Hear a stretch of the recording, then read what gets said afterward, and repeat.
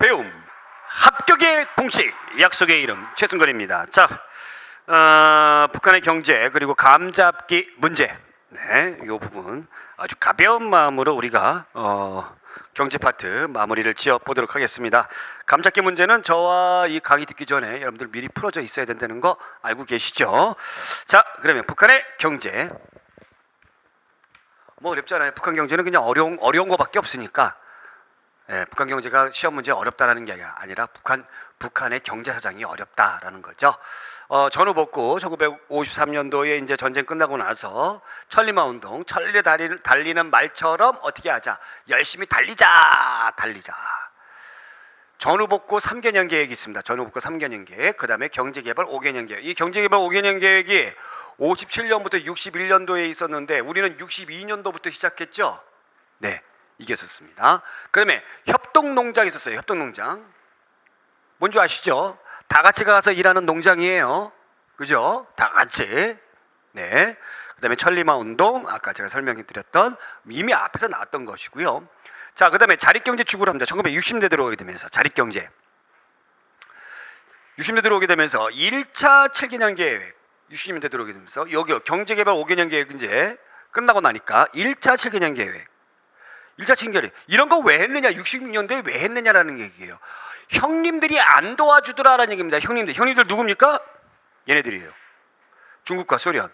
얘들이 국경 문제 가지고 분쟁을 했어요. 그리고 나서 지원을 안 해주더라라는 얘기죠. 지원 안 해주니까 또 군사비는 계속 늘어나고, 그죠? 이거 어떻게 해야 되느냐. 그래서 이 계획 실패에 돌아갔다는 얘기입니다. 실패로. 자, 70년대 들어오게 되면서 이제 더욱더 못 살죠. 못 살다 보니까 농업 및 소비재 생산에 집중을 합니다. 그래서 2차 7개년 계획 이거 해요. 자립경제 하자. 근데 역시 실패하더라라는 얘기예요. 실패하더라.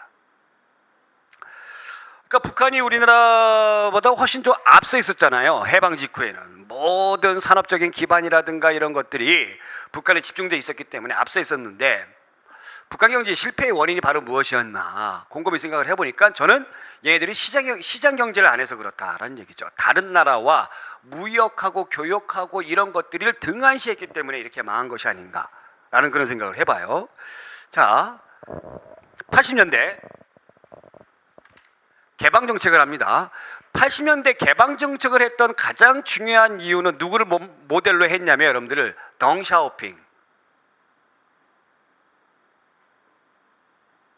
덩샤오핑의 개혁 개방 운동이 있었어요. 덩샤오핑이. 그러면서 흑묘론, 백묘론, 어떤 고양이든지 검은 고양이든지 뭐 흰 고양이든지 쥐만 잘 잡으면 된다.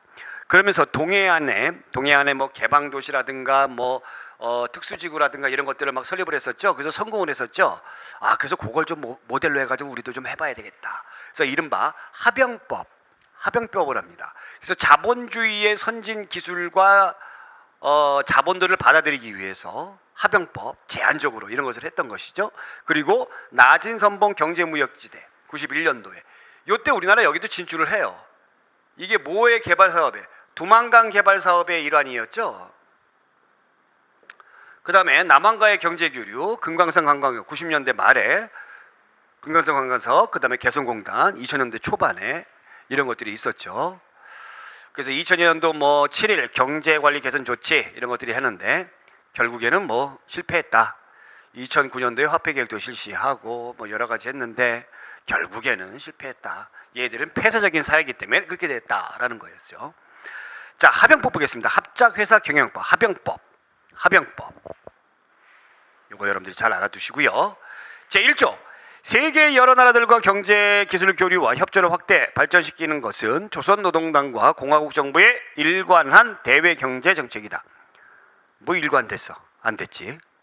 조선민주주의 인민공화국은 공화국의 영역 안에서 우리나라의 회사, 기업소와 다른 나라의 회사, 기업소, 개인 사이의 평등과 화해의 원칙에서 합병하는 것을 장려한다. 제3조, 조선민주주의 인민공화국은 다른 나라와 합병 당사자가 출자한 재산과 기업 운영에서 얻은 소득을 법적으로 보호한다. 합병법을 했습니다만 투자를 안 하더라라는 얘기죠. 선진국의 기업들이 투자를 안 하더라라는 얘기입니다. 자, 그러면 이제 우리가 감잡기 문제로 들어가 보도록 하겠습니다. 감잡기 문제 1번부터 풀어보도록 할게요. 1번 몇 페이지? 142페이지. 1번 다음 자료에 관련된 제도에 관한 설명으로 바른 것을 골라라. 해주의 공물법을 보면 토지 1결마다 쌀 한 마를 징수하고 관청은 스스로 물품을 마련하여 서울에 바치기 때문에 백성들은 쌀을 낼 줄 알지 다른 패단은 거의 듣지 못하게 되었다. 이것은 오늘날 백성을 구하는 참으로 좋은 법이 될 수 있다. 만약 이 법을 사방팔방으로 넓혀간다면 방납의 패단은 멀지 않아 저절로 개혁될 것이다. 율곡정서 2의 수미법이었죠. 제가 설명해 주셨죠. 방납의 패단. 그러니까 이 법이 뭐 하자? 대동법 하자라는 거였습니다. 대동법. 이게 굉장히 중요한 법이라고 제가 엄청나게 강조를 했어요. 기억. 양반과 지주들의 반대에 부딪혀 본격적으로 실시했는데 100년의 시일이 소요됐다. 그렇습니까? 그렇죠. 대동법은 언제 실시됐어요? 광해군 때 처음 실시됐죠. 토지 결수에 따라 부과된 것을 인정과 호의 기준으로 하게 되었다. 아니죠. 반대죠. 토지 결수 1결당 12두 이거였죠. 선해청은 중앙의 궁방이나 관하에서 사용할 유치미 확보에 주력했다. 선해청이 대동법을 관장하는 기구인데 중앙에서 하는 것이 유치미. 자, 유치미 그다음에 상남미 우리 기억하시죠? 뭐가 더 많았다? 유치미가 더 많았다. 선해청이 중앙기구예요. 그러니까 유치미가 훨씬 많았던 것이죠. 리을 공인이 등장하였고 상품화폐 경제가 활성화되었다. 그렇죠. 공인의 등장. 대동법을 담당하는 사람이었죠. 그래서 기억과 리을 골라주시면 되겠습니다. 정답 2번. 네, 이 공부하는 사람들이 이거 틀렸을 거예요. 박정희 정권기 경제개발에 대한 설명으로 옳은 것 보겠습니다. 1번 국가가 적극적인 역할을 했고 국가 소유 기업 중심으로 경제성장이 진행되었다. 국가가 주도했던 건 맞죠. 그러나 국가 소유 기업이 아니라 1번이 틀렸던 이유는 국가 소유가 아니라 바로 뭐예요? 대기업이었잖아요. 대기업을 엄청나게 키워줬잖아요. 여기에서 정경유착이 엄청나게 이루어졌던 것이죠. 2. 박정희 정권은 수입 대체 산업화 정책을 추진하였다. 수입 아니죠. 수입이 아니라 수출을 하기 위한 수출 위주로 갔던 것이죠. 수출 위주. 네. 자, 그다음에 3번. 한일 협정의 체결과 베트남 전쟁은 한국 경제 성장과 관련이 없다. 왜 관련이 없어요? 관련이 있죠. 특히 베트남 특수. 네, 3번은 터무니없는 얘기고. 4번. 1970년대부터 철강, 조선 등 중화학공업 육성 정책이 우선적으로 실행되었다. 제3차 경제개발 5개년 계획이었죠. 그래서 정답은 몇 번? 이 문제의 정답은 4번. 4번이 정답입니다. 자, 그 다음에 3번 문제 갑니다. 조선 후기 삼정의 문란은 제도상의 결함에도 그 원인이 있다. 삼정의 문란과 원인이 가장 관련 깊은 것은 전정, 군정, 황곡 그거 얘기하는 겁니다. 자, 1. 총액제 관련이 있어요 없어요? 있죠. 우리 총액제 제가 설명해 드렸잖아요. 총액제가 뭐였죠? 총액제가 면, 리 요런 하부 행정 단위에게 세금의 총액을 정해가지고 걷어들이는데 어떻게 걷어들였다? 공동으로 마을별로 공동으로 부과를 했다. 그래서 백성들의 삶이 더욱더 어려워졌다라는 겁니다. 어려워졌다. 이것과 여러분들 비교해가지고 도결도 있었으니까 그것도 기억해 주셔야 된다는 거. 그 다음에 균역법. 이 제도대로라고 한다면 삼정이 문란되지 않겠죠. 대동법, 그 다음에 조세급납파. 조세급납파 같은 경우에는 나중에 실시가 되는 거고요. 우리가 언제 했습니까? 네, 갑오개혁 이후에. 그래서 정답 1번. 이 문제 아주 간단한 문제지만 아마 풀기 힘들었을 거예요. 자, 그 다음에 4번 문제. 17세기 이후 사회 경제 상황에 대한 설명으로 옳지 않은 것. 1. 광산은 경영 전문가인 덕대가 상인 물주에게 자본을 조달받아 경영하였다. 그렇죠. 덕대. 전문 경영가 덕대 있었죠. 자, 그 다음에 2. 경강상인이 운수업에 종사하면서 거상으로 성장하였다. 그렇죠? 경강상인이 했던 것은 경강상인들이 잘했던 것이 바로 뭐였어요? 여러분들 선상이었죠. 선상. 배를 이용해 가지고. 3번 관영수공업은 부역제가 해이해짐에 따라 쇠퇴하기 시작했다. 자, 일반적으로 조선 후기에 관영수공업이 쇠퇴하고 민영수공업이 발달했죠. 근데 관영수공업이 해이해진 것은 부역제 때문이 아니죠, 여러분들. 바로 뭡니까? 대동법 이유가 조선 후기 들어가게 되면서 산업의 패러다임이 농업에서는 이양법에서 광작이 나타나게 되고, 그러면서 남는 그 잉여 생산물이 많아지다 보면서 상업의 발달에 기여를 했고, 그러다 보니까 상업과 수공업자들도 덩달아서 발달하게 되고, 자, 또 한 가지가 이제 이 공장 안에 소속되어 있는 사람들이 뭐를 안 하고자 하는 겁니까? 부역제를 안 하고자 했던 것이죠. 네, 자기들의 필요에 의해서. 그래서 내가 배를 납포장이 늘어났던 것이죠. 그죠? 이것은 하나의 결과로 나타난 것이죠. 민영수공업이 발달하고 그 다음에 상업이 발달하고 그렇게 되면서 결과로 나타난 것이지, 이것이 원인은 아니다라는 얘기입니다. 원인은 아니다. 네. 자, 4번. 일부 상류층에게 선무공관이라는 칭호를 주고 군포 한 필을 납부하게 하였다. 그렇죠. 균역법에 그 부족한 그 세액을 보충하기 위해서. 그래서 정답 3번. 자, 5번 문제. 고려시대의 수취제도에 대한 설명으로 옳지 않은 것. 고려시대. 조세 액수는 1개월당 최고 20두에서 최하 4두였다. 아하. 이거 아니었죠? 이건 뭐였습니까? 전세였어요. 전세. 우리가 전정군정 항곡할 때 그 전세의 그 설명입니다. 2번 호적과 양안을 근거로 조세 공물 부역 등을 부과했다. 그렇습니다. 3번 조창으로 옮겨진 세국은 조언을 통해 개경으로 운반했다. 네, 수로로 운반했던 게 고려시대 때부터라고 그랬죠. 4번 공물에는 필요에 따라 수시로 거두는 별공도 있었다. 그래서 별공, 네, 별공 있었습니다. 별공이 더 많았죠. 상공보다. 상공은 늘 있는 거고 정기적으로 있는 거고. 자, 그 다음에 6번 문제. 6.25 전쟁 직후 경제정책에 대한 설명은 옳지 않은 것은, 네, 6.25 전쟁 직후 1. 정부는 산업복구 국채를 발행하여 내자를 마련했다.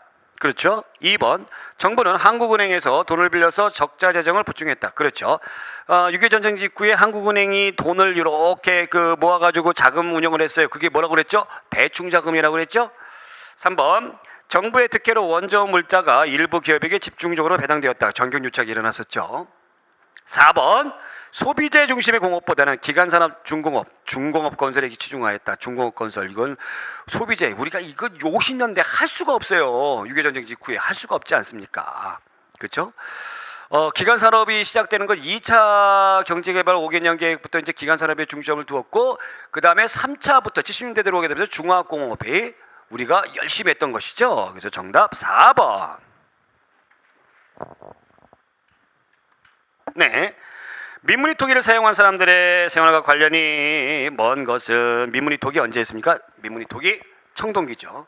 이른 민문이 토기, 그러면 뭐라고 그랬대? 이른 민문이 토기. 이른 민문이. 이건 신석기예요. 구분하셔야 됩니다.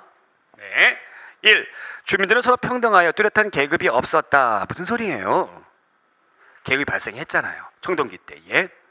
정답 1번이죠. 2번, 3번, 4번. 뭐 석기가 농기구로 사용되었다. 그렇죠. 청동기는 지배층의 사치품이라든가 무기로 사용되었었고요.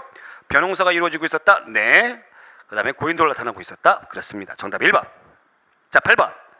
다음에 역사 사실을 통한 추론으로 가장 적절한 것은, 네,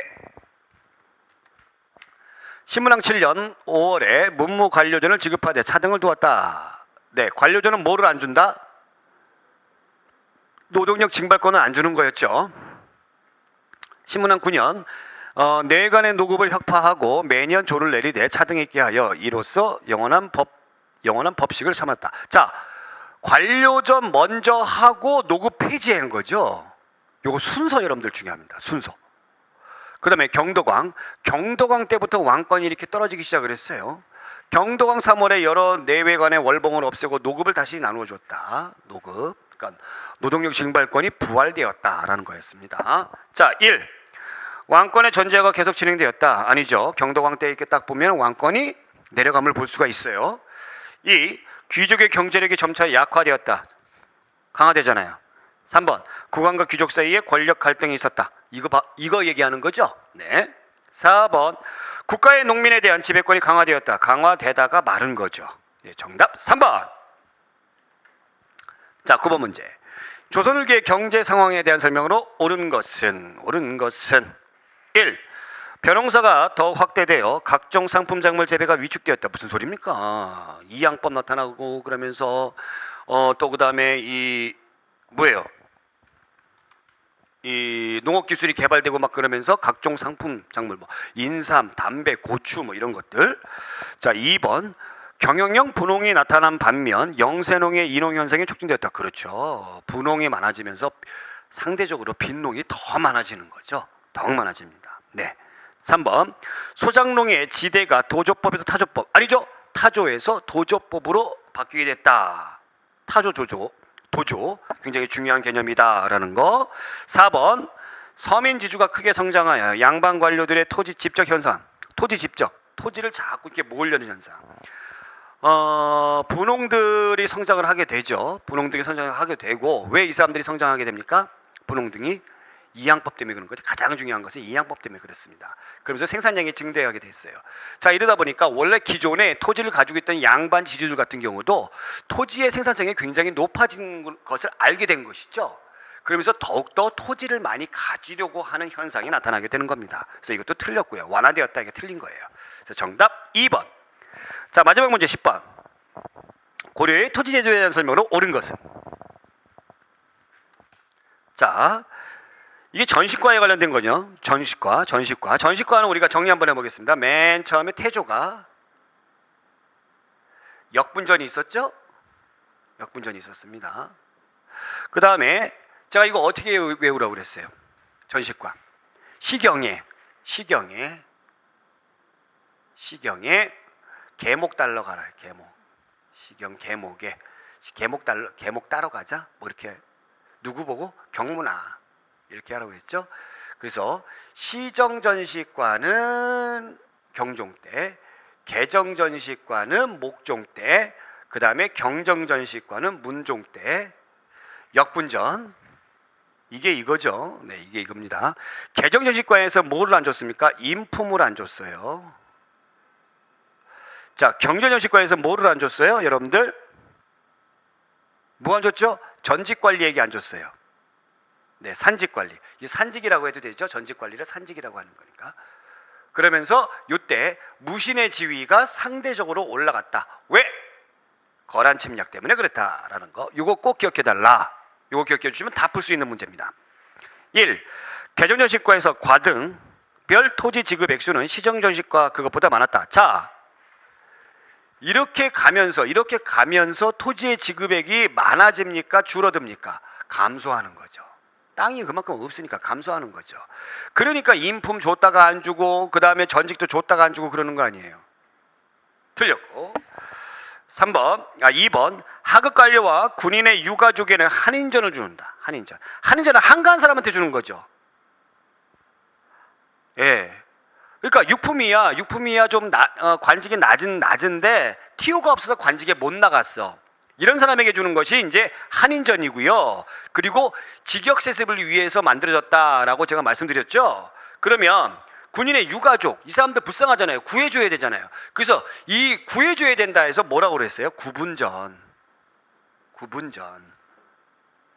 틀렸고요. 3번. 민전, 백성에게 주는 토지 민전은 매매 상속 증여가 가능한 사유지로서 양반은 물론 백성도 소유할 수 있었다. 당연하죠. 백성에게 원래 주는 거예요. 주는 건데 이 백성들도 팔 수 있잖아요. 내 거니까. 그 양반이 산대. 그럼 양반에게 팔 수 있는 거 아닙니까? 물론 이 당시에 호칭은 양반이 아니었습니다만 고려시대 때는. 그러니까 여기에서는 상류층 귀족의 개념으로 받아들이시면 될 거고요. 아니면 벼슬아치의 개념으로 받아들이시면 됩니다. 벼슬아치. 그러니까 문관, 무관.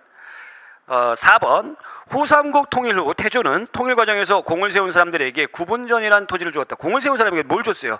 역할을 분담해서 주었다 해가지고 역분전 이거 주었죠. 그죠? 그러면 여기에서 이제 전직 관리에게 이거 안 주면서 요때 한 가지 참고로 뭐가 나타나기 시작했죠? 공음전이 나타나기 시작했죠. 요때 경제정신권에서 공음전이 나타나기 시작했습니다. 요것도 챙겨 두시기 바랍니다. 자, 이렇게 해서 우리가 경제 파트가 마무리가 됐습니다. 아, 고생들 많이 하셨고요. 다음 시간에 우리가 사회 파트, 사회 구조에 대해서 한번 알아보도록 하겠습니다. 오늘 여기까지. 고맙습니다.